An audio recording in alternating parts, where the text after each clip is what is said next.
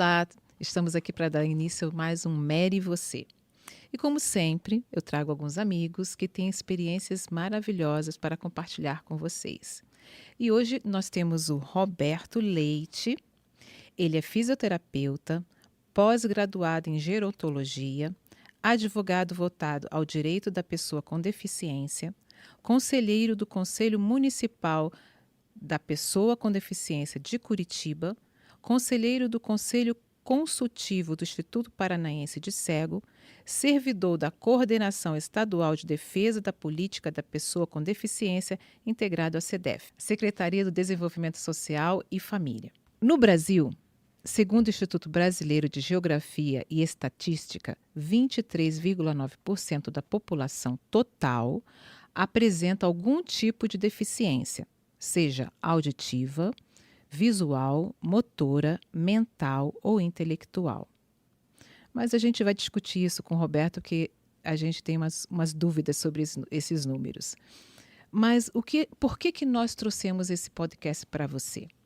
A gente quer falar um pouquinho da pessoa com deficiência, como a gente vive neste mundo, porque se você não tem uma deficiência, fica difícil para você imaginar como é viver com uma deficiência. E o Roberto vai falar para a gente como é isso, como é trabalhar, como é viver. Roberto, tudo bem com você? Tudo bom, Mary?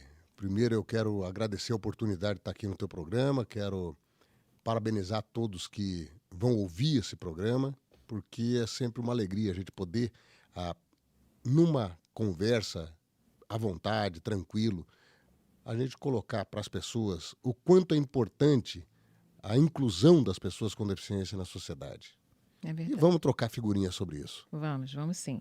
Então, sobre esses dados, por que você acha que esses dados não estão corretos? Ou até mesmo existem as pessoas, porque a gente estava falando sobre o censo, por exemplo, né? A gente respondeu agora há pouco, né, o censo.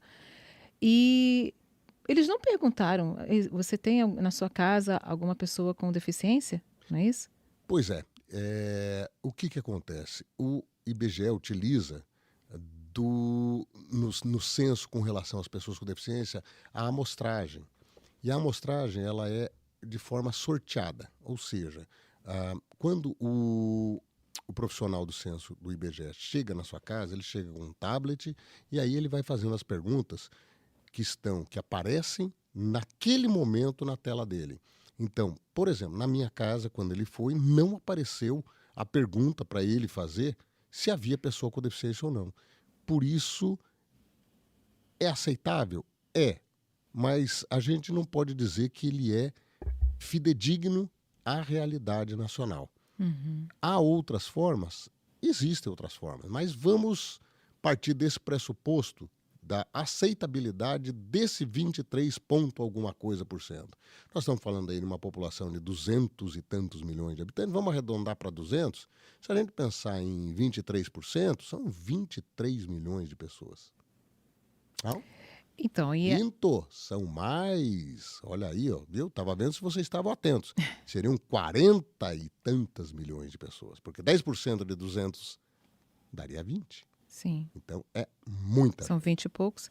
E aí a gente fala de pessoas com baixa visão, pessoas com... Cegueira, e outras com falta surdez. de mobilidade. Exato. Então nós temos aí, dentro do que é trazido pela Convenção Internacional dos Direitos da Pessoa com Deficiência e também da Lei Brasileira da Inclusão, as categorias, né, de deficiência. Então tem a pessoa com deficiência sensorial, que inclui aí a pessoa com deficiência visual e a pessoa com surdez ou deficiência auditiva. Tem daí a pessoa com deficiência intelectual, a pessoa com deficiência física e a pessoa com deficiência mental. Os autistas estão incluídos? Os autistas eles se incluem na deficiência intelectual. Autista, inclusive, para que todos tenham uma noção bem clara, tem uma lei de 2012 que ela determina que a pessoa com transtorno do espectro autista é pessoa com deficiência para todos os efeitos legais. E o que isso significa? Qualquer lei que trata e está escrito ali, pessoa com deficiência, o autista está incluído.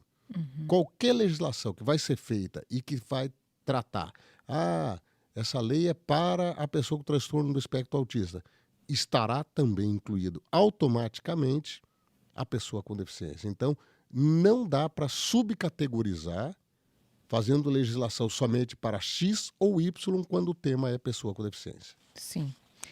A gente eu quero que você fale, porque você vive isso. Acessibilidade.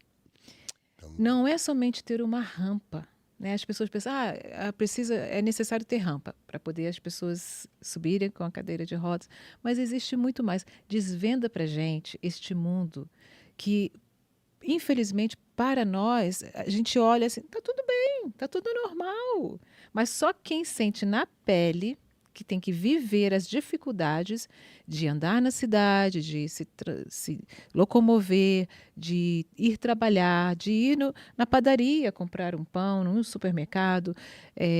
Eu não vou dizer que você vai na biblioteca para pegar um livro, porque hoje em dia a gente não faz isso muito, né? Mas, por exemplo, a gente vai falar também sobre os computadores, as tecnologias que hoje você também pode acessar, que antes a gente não, né? Era menos ainda. Mas fala para a gente desse mundo. Então, vamos lá. Vamos entender primeiro o que é acessibilidade. Acessibilidade, o conceito é a possibilidade de alcance com independência, com conforto, com autonomia para tudo. Ou seja, quando se fala em acessibilidade arquitetônica, a primeira coisa que vem à mente é, poxa, temos que, além da escada, tem que ter uma rampa com uma inclinação em determinado grau, com uma largura em determinada metragem. Mas não se restringe somente à questão da rampa. Existe, por exemplo, o piso podotátil direcional, que é aquele piso que a pessoa com baixa visão e a pessoa cega utilizam para andar nas calçadas. Existe o piso podotátil de alerta, que é aquele que tem próximo da esquina, antes de se fazer a travessia da rua, sobre a faixa de segurança, tem que ter o piso podotátil direcional. Por quê? Para alertar que é Para alertar, tem que ter o piso podotátil de alerta, em seguida o piso podotátil direcional, para alertar a pessoa com deficiência visual, opa, você vai atravessar uma rua. Então, tudo isso faz parte da acessibilidade. Agora, quando que a gente atinge acessibilidade e inclusão? Porque para que você tenha inclusão, tem que haver acessibilidade. E existem as barreiras, e essas barreiras é que a gente precisa afastar. Por exemplo, tem um tipo de barreira que só depende da atitude da pessoa ou das pessoas, que é a chamada barreira atitudinal. Então, aonde que se encaixa, por exemplo, uma barreira atitudinal? Vamos imaginar que o cadeirante chama um carro de aplicativo ou um táxi para ele poder sair da casa dele e ir, por exemplo, a um teatro ou ir a um restaurante. E quando o veículo chega para que ele faça uso daquele serviço, a pessoa que está dentro daquele automóvel vira e fala, olha, eu não levo cadeira de rodas. Isso é uma barreira atitudinal. E aí eles têm que procurar um especial, que o preço é mais alto, porque eu presenciei isso. Uma senhora queria ir na igreja, e ela usa cadeira de rodas, e ela falou, eu vou ter que contratar um táxi especial, e o valor tanto. Perfeito. Isso é barreira atitudinal, porque veja, se a pessoa tem que tomar um táxi ou tem que tomar um carro de aplicativo para ir a um local, por exemplo, como foi dito pela Mary, e a igreja, por que ela tem que ser penalizada em pagar um preço mais alto? Não faz sentido algum. E aí vem aquela questão. O motorista teve que fazer uma série de adaptações e essas adaptações custaram caras, mas aí vem a pergunta, a culpa é do usuário que já é cadeirante? Não, a culpa não é dele. Inclusive, Mary, tem uma lei dizendo bem claro que é proibido cobrar valor diferenciado pelo fato de ser pessoa com deficiência. Olha, é bom a gente saber disso. Isso está previsto, inclusive, no artigo 4º da Lei Brasileira de Inclusão, que diz que discriminação por motivo de deficiência pode remeter, inclusive, à perda da liberdade, além de danos morais e também danos materiais. Então, É uma aqui coisa muito séria isso. eu trouxe uma a definição de acessibilidade, fala, pode ser definida como a possibilidade e a condição de alcance, percepção e entendimento para a utilização em igualdade de oportunidades, com segurança e autonomia no meio físico, de transporte, da informação, da comunicação. Perfeito. É isso mesmo. É isso mesmo. Outra situação com relação à acessibilidade, tá? Ah, eu me lembro, vou contar uma historinha. Eu me lembro quando eu estava querendo ler um livro do John Perkins e que ele não tinha em nenhuma plataforma digital para que eu comprasse. Não tinha na Amazon, não tinha no Apple Book, não tinha no Google Play, não tinha. Aí o que eu fiz? Eu fui lá, dei uma lida na Lei Brasileira de Inclusão, dei uma lida em toda ela, daí fui no artigo 42, no artigo 68, bingo, descobri como é que eu podia fazer. Como? Como que eu fiz? Eu fui até a livraria, aí eu vou fazer uma propaganda, vou pedir licença. Fui à livraria do Chaim, ali atrás da reitoria, da Universidade Federal, e adquiri o livro em formato físico, em formato papel impresso. E virei para o Chaim e falei, Chaim, eu preciso da nota fiscal. Falou, perfeito, Roberto. Colocou a nota fiscal, o que eu fiz? Escaneei a parte do livro que dizia qual era a editora, escaneei com o celular, um aplicativo de celular, bem tranquilo. Enviei um e-mail para a editora. Falei, olha, eu sou pessoa com deficiência visual, meu nome é tal, comprei este livro, segue a nota fiscal e começamos a fazer uma negociação. E qual foi o término para a gente chegar direto ao ponto que é o que importa? Eles viraram para mim no último e-mail, no penúltimo e-mail, eles enviaram, em qual plataforma você prefere receber o seu livro em formato digital acessível?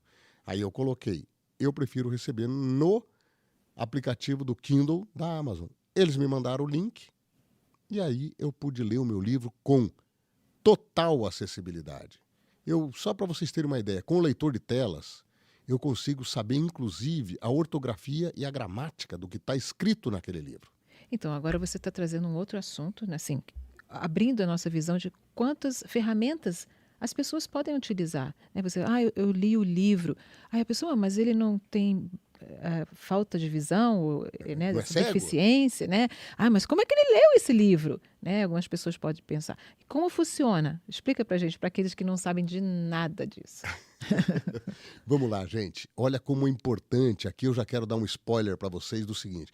O quanto é importante estar todo mundo junto e misturado. Se a gente não tivesse aqui a Mary enquanto pessoa sem deficiência, o Roberto enquanto pessoa com deficiência, quando que a gente poderia oportunizar essa riqueza de conhecimento? Ou seja, a sociedade, a diversidade humana, as pessoas com deficiência e pessoas sem deficiência, antes de tudo, são pessoas. A deficiência é somente uma característica de determinados seres humanos, como eu, que já fui pessoa sem deficiência e hoje sou pessoa com deficiência visual. Continua com os mesmos valores. Perfeito.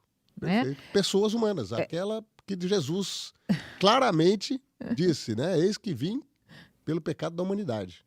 Olha, ele morreu por você também. Exatamente. E inclusive, Todos antes nós. da gente começar aqui, a gente estava conversando e você contou um episódio que acontece muito com você, quando a gente, né, as pessoas falam com outras pessoas e pede as suas informações, enquanto que você tem boca, você fala, tem capacidade de se expressar, e muito bem, e as pessoas, não, como é que é o nome dele? É isso, é aquilo.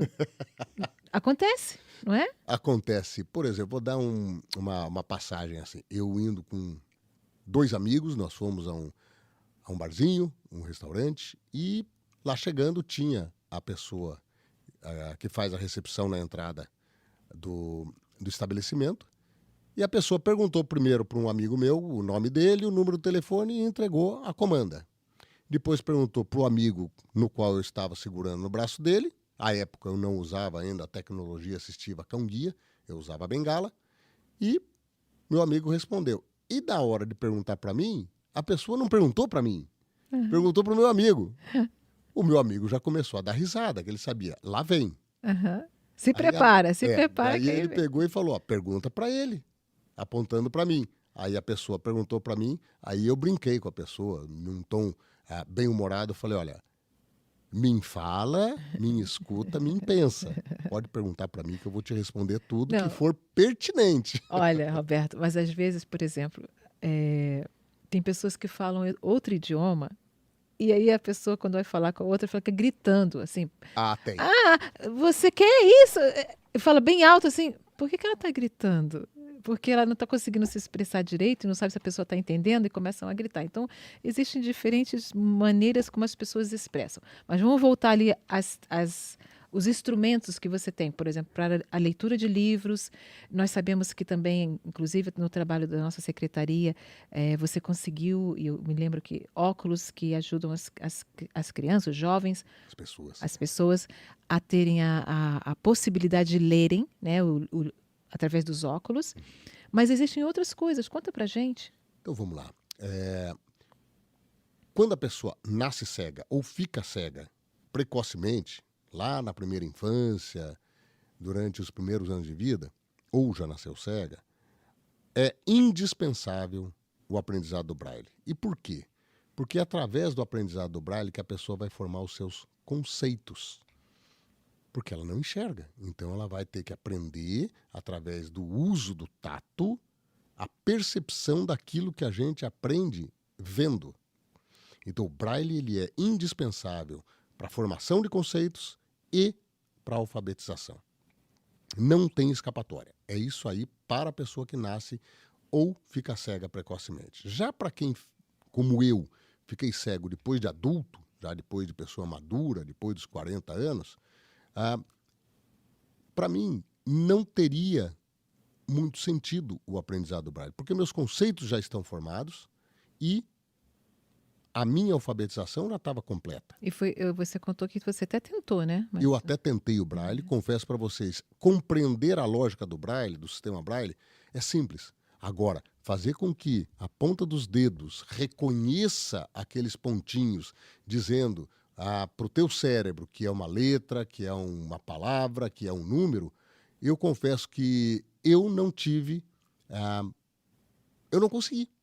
E aí eu fui para um outro método de leitura e escrita, que no caso, para quem já tem os conceitos formados, já é alfabetizado, pode fazer uso, que são os leitores de tela de computador e também de celulares e tablets.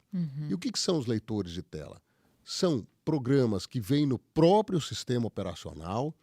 Por exemplo, nos produtos da Apple, iPhone, iPad, Apple Watch, MacBook, eles já vêm com o VoiceOver no próprio sistema operacional. Então você só ativa, você pega um iPhone da caixa, você tira ele e você aperta 3 vezes. Se for o modelo que ainda tem o botão Home, que é aquele da digital, você aperta 3 vezes e o leitor de tela já começa a falar. Se for os modelos já mais novos, como a partir do iPhone 12, você aperta, tirou da caixa, apertou 3 vezes o botão Power, ele já começa a falar. E o que o leitor de telas faz? Ele vai ler tudo aquilo que é apresentado na tela.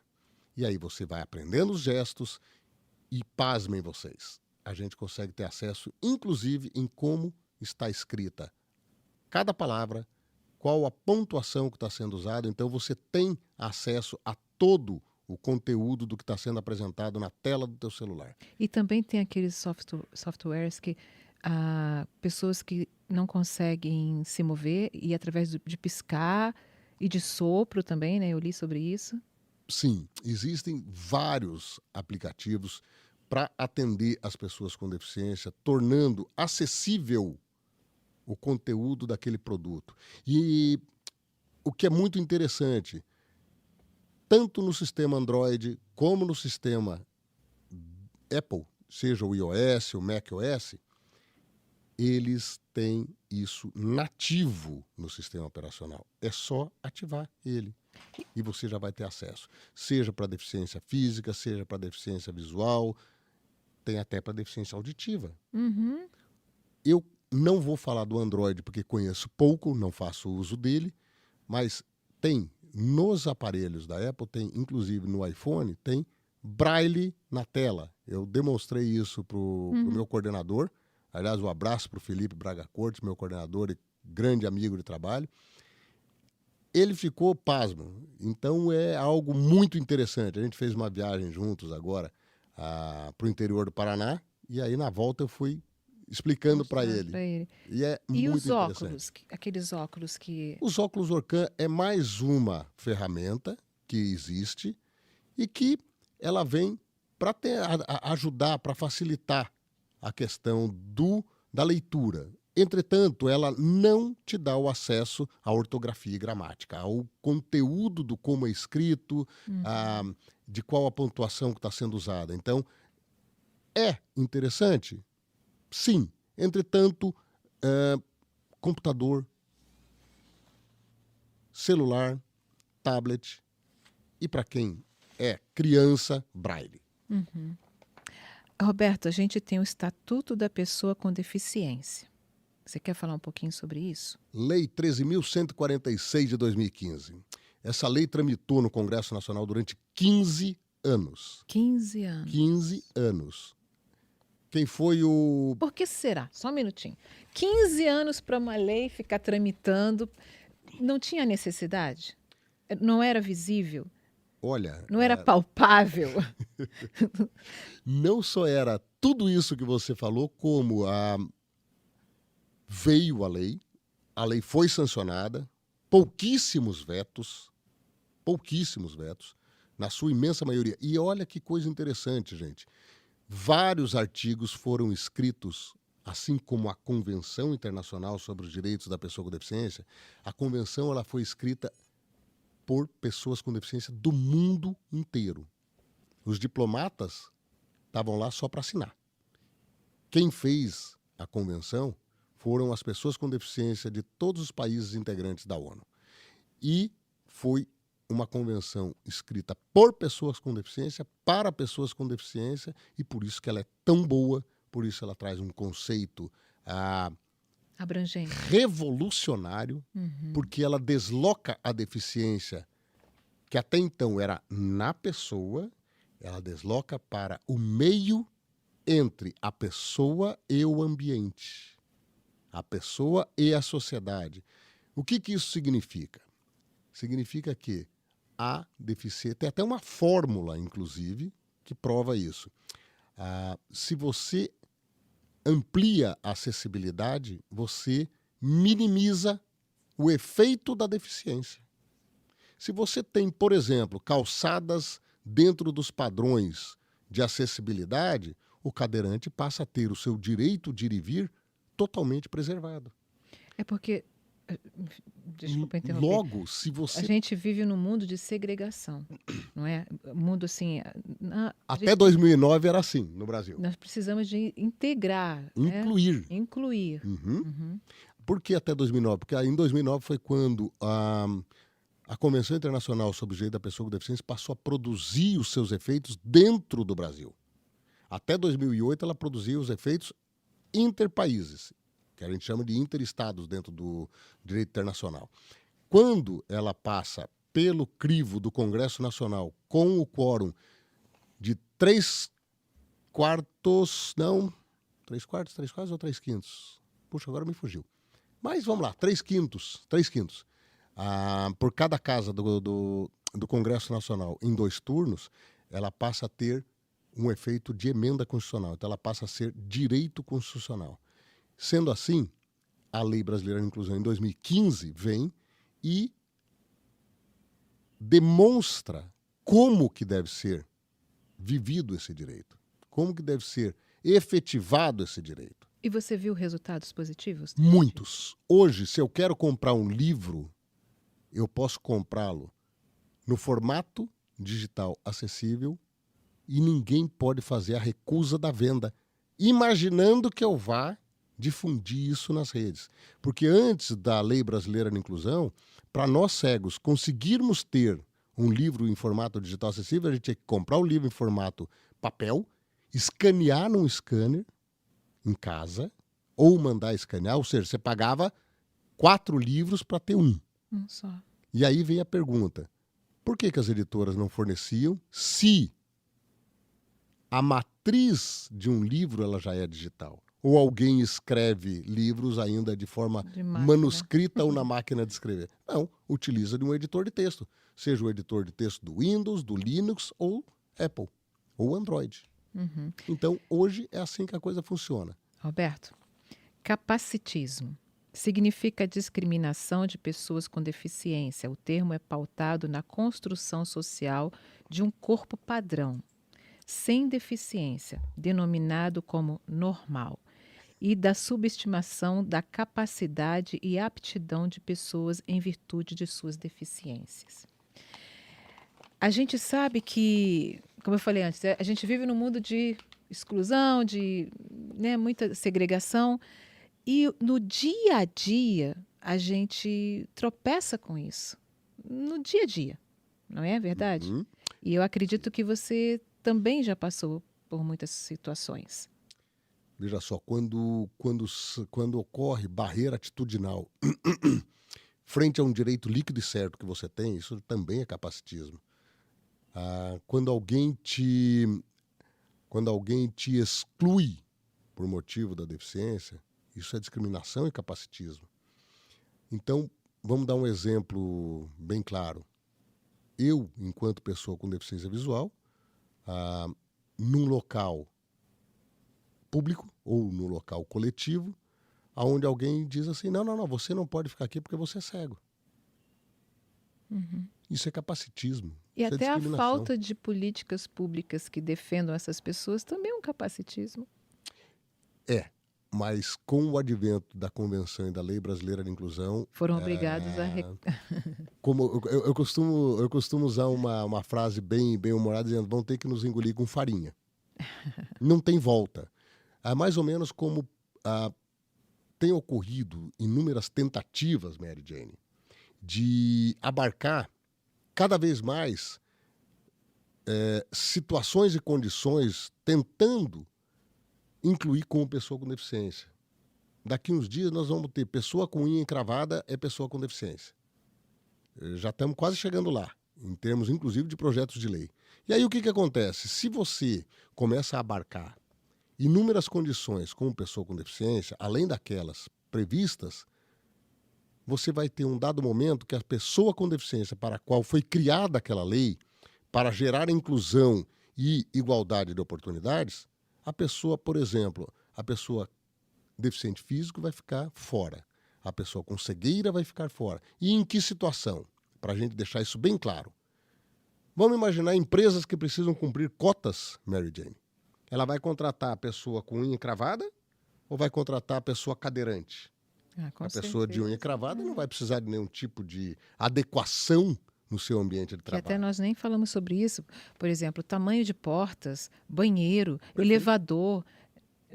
Às vezes a pessoa quer comprar um imóvel, vai comprar um apartamento novo. Eu até ouvi esse exemplo. E a pessoa, ela não consegue entrar no seu apartamento novo, o seu quarto e usar a sua suíte. Veja só que situação curiosa.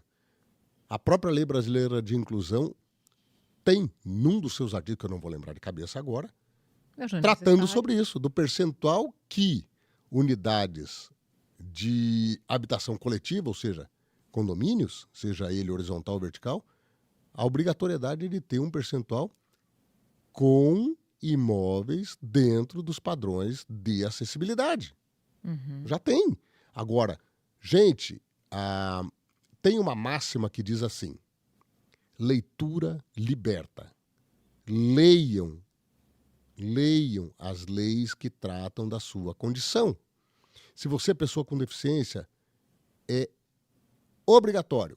Leia a Lei Brasileira de Inclusão, para você ter uma noção do quanto você tem de direito, do quanto você pode fazer diferença na sociedade e do quanto a gente tem a obrigação de exigir esses direitos. Que o mais difícil, Mary Jane, já foi conquistado, que é o direito positivado, escrito, garantido. Agora, cabe a nós, da sociedade, fazer com que essa letra da lei ganhe vida. Sim, ganhe vida. Eu lembro que uma vez eu perguntei para você, nós vivemos numa cidade que ela foi, inclusive, eleita a mais inteligente do mundo. E aí eu perguntei: "E como são as nossas ruas? Como você caminha nas nossas ruas da cidade, da Aí eu nossa vou, capital?" aí eu vou devolver a pergunta para você, Meridiane. Você consegue andar a pé daqui a uns 5 quarteirões de onde nós estamos, com um calçado social? Não. E você não é pessoa com deficiência. Ou seja, gente, tenham em mente algo que o artigo 113, esse eu não esqueço tão cedo, que determina que vias públicas é obrigação, o fazer e manter pelo poder público.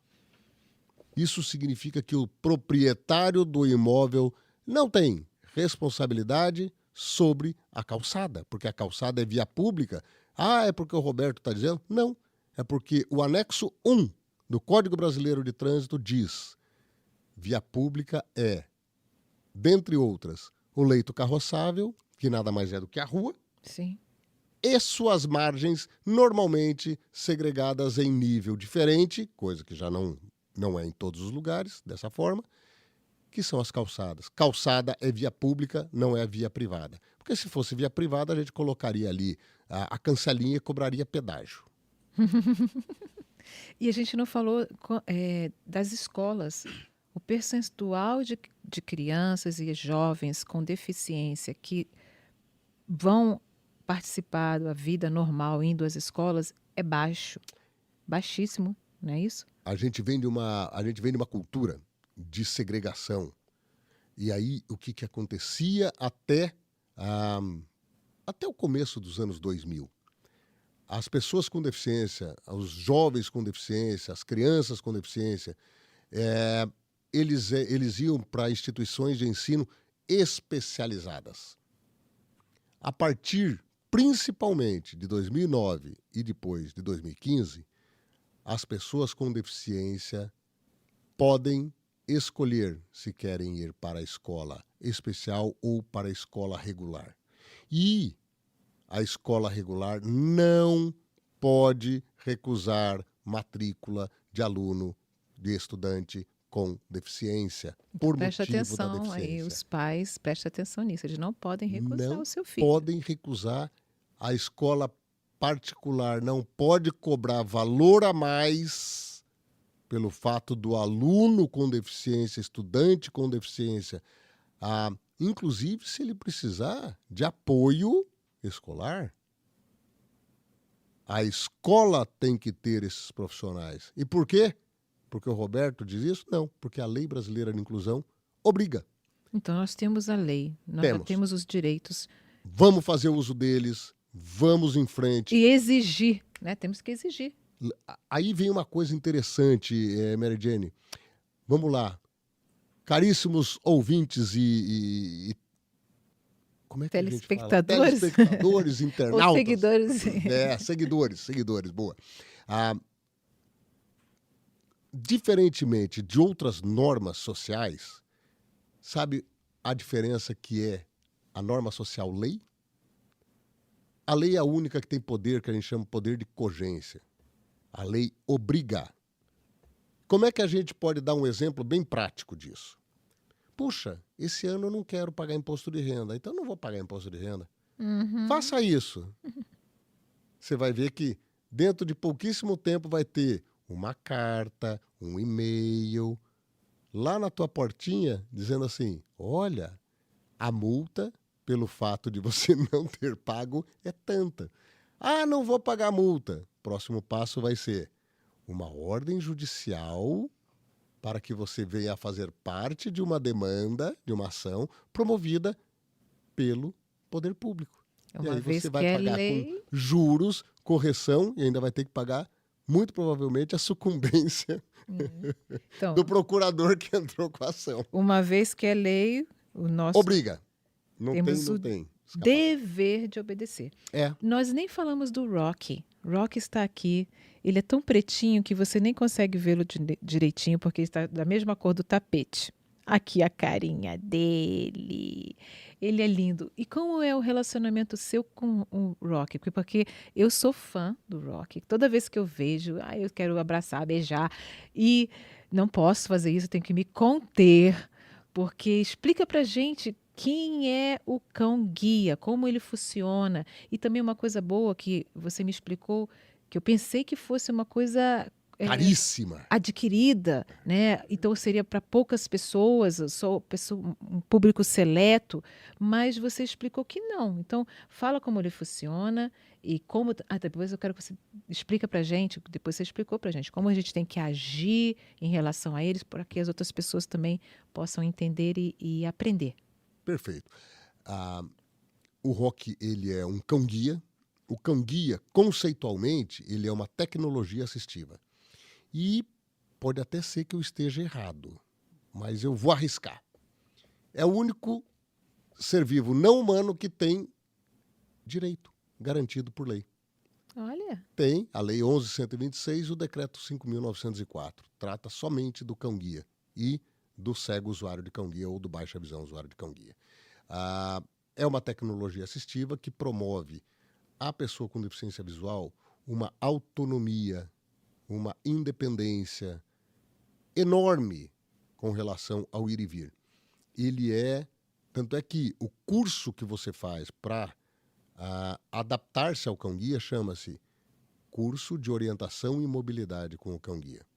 E como que é que isso acontece? Você faz a sua inscrição, faz o seu cadastro numa das instituições que tem no Brasil, que atendem ao Sul e ao Sudeste. Tem o Instituto Federal Catarinense de Camboriú, Santa Catarina, o Instituto Admax de Salto do Pirapora, interior de São Paulo, a Escola Helen Keller, a mais antiga do Brasil, a primeira escola de cão-guia do Brasil, que fica em Balneário Camboriú, na Sexta Avenida. São 3 escolas de padrão internacional, são 3 escolas que seguem método internacional de formação de cães-guia e de instrutores de cão-guia. que leva uns 8 anos, você falou, né? Para que um treinador barra instrutor de cão-guia leva aproximadamente 8 anos para que ele atinja o nível de instrutor sênior. E a preparação do cão? A preparação do cão é desde antes dele nascer. Então, quando a instituição vai começar a formar o seu plantel, ela vai em busca de canis que tenham pais e avós vivos, para que você verifique as características do cão, para ver se ele tem a isenção de agressividade, se ele tem uma boa qualidade de saúde, porque tudo isso interfere em como o cão-guia vai desempenhar suas funções. E uma vez feito isso, faz-se a cruza, nasce a ninhada, e dessa ninhada começa, depois que desmama, o processo de treinamento para que ele se torne cão-guia. Bebezinho. Desde bebezinho.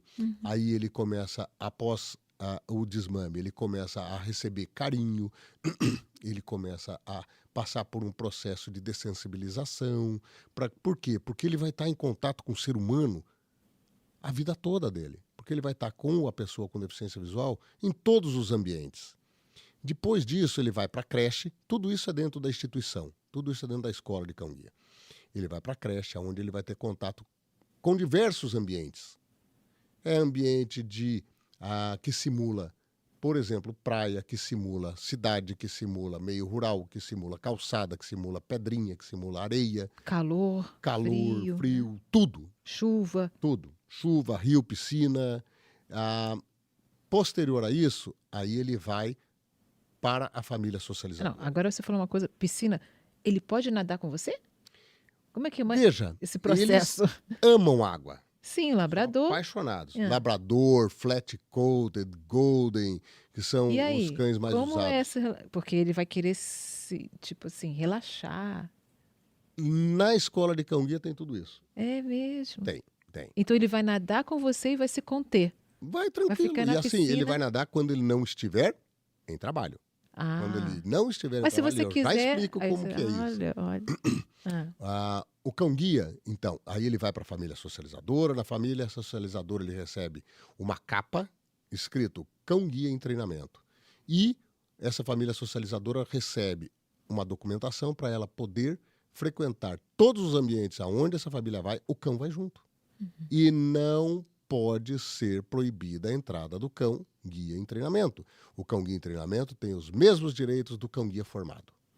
E aí essa família socializadora vai viajar de avião, viajar de ônibus, andar de carro, ir para o teatro, ir para o cinema, ir para restaurante, ir para lanchonete, ir para shopping, ir para parque, Todas as praia, circunstâncias. para tudo. Pra tudo. Aonde vai o ser humano, desde que não seja uma área de isolamento, ou seja, o cão-guia ele só não entra em áreas de isolamento. Quais são? Unidade de terapia intensiva, centro de manipulação de medicação e cozinha de manipulação de alimentos. São esses. Isso está previsto tudo no Decreto 5.904.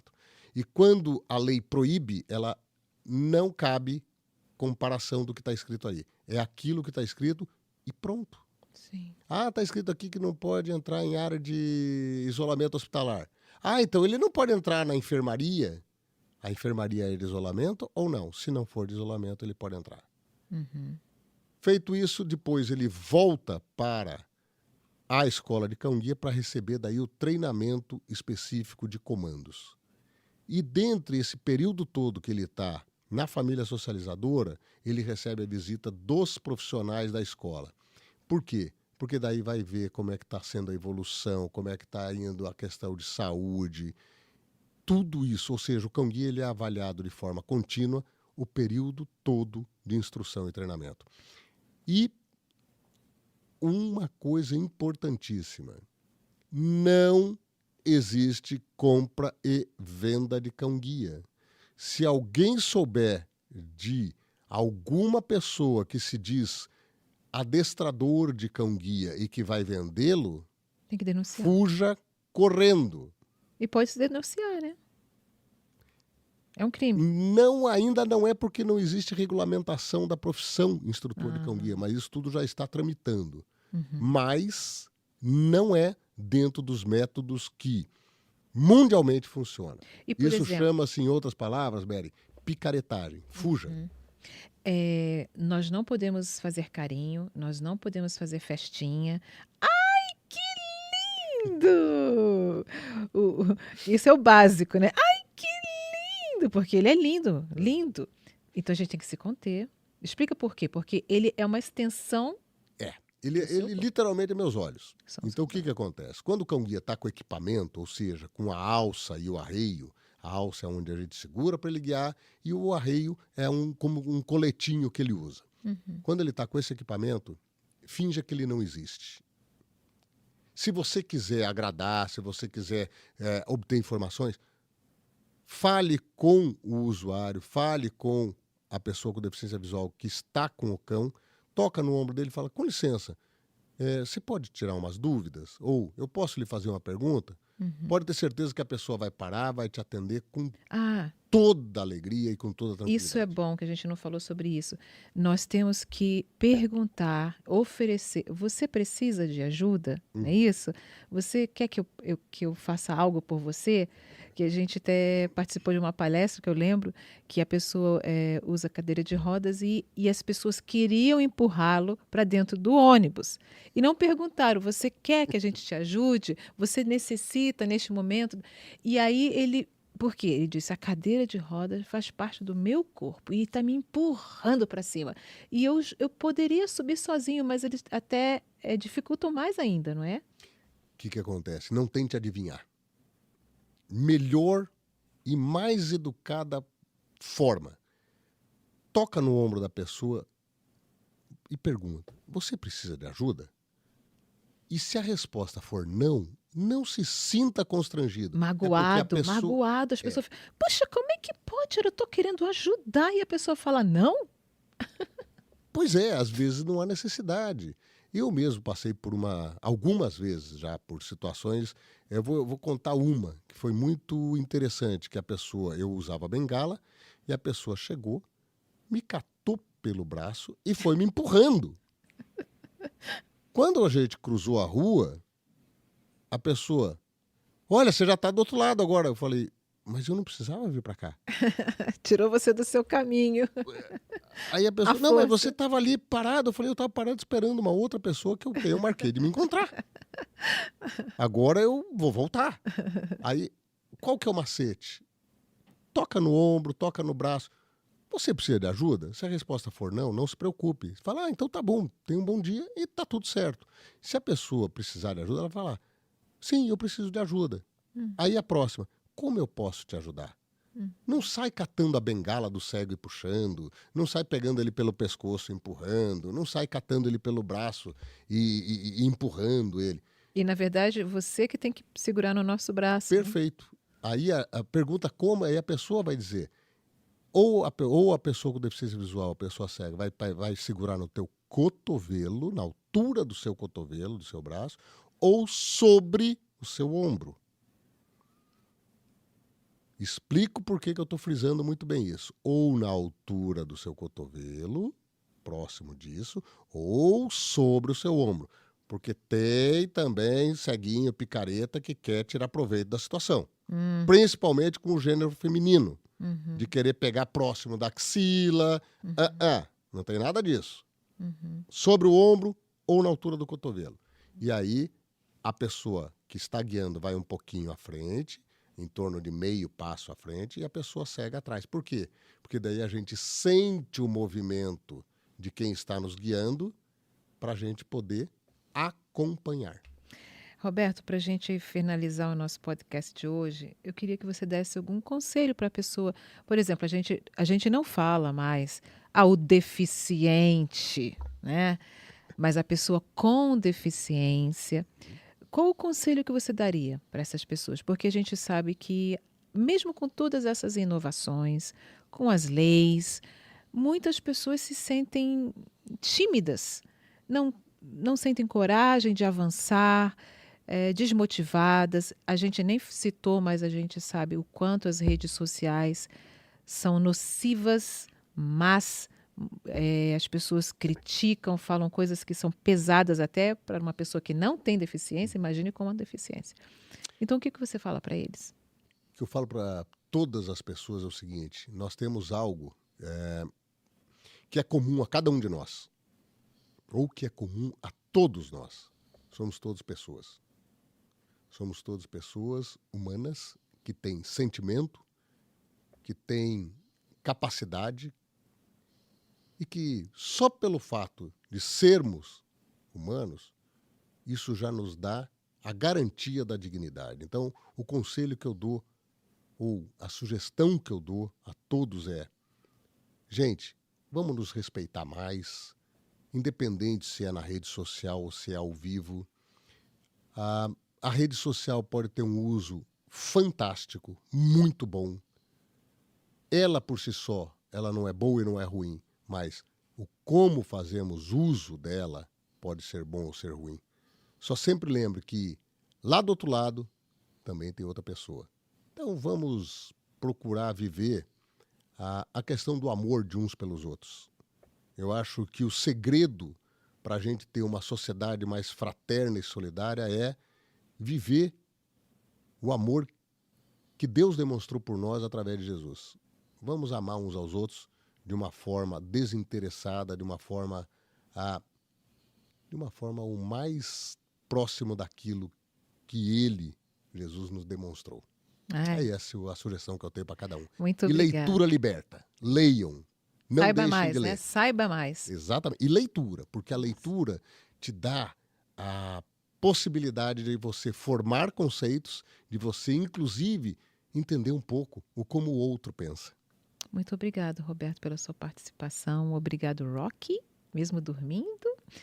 E assim nós terminamos o nosso Mere e Você, esperando que você também possa ter aprendido bastante e ajude-nos a ter uma sociedade mais inclusiva, pensando mais no próximo, com mais empatia e amor. Tchau, tchau e até a próxima vez.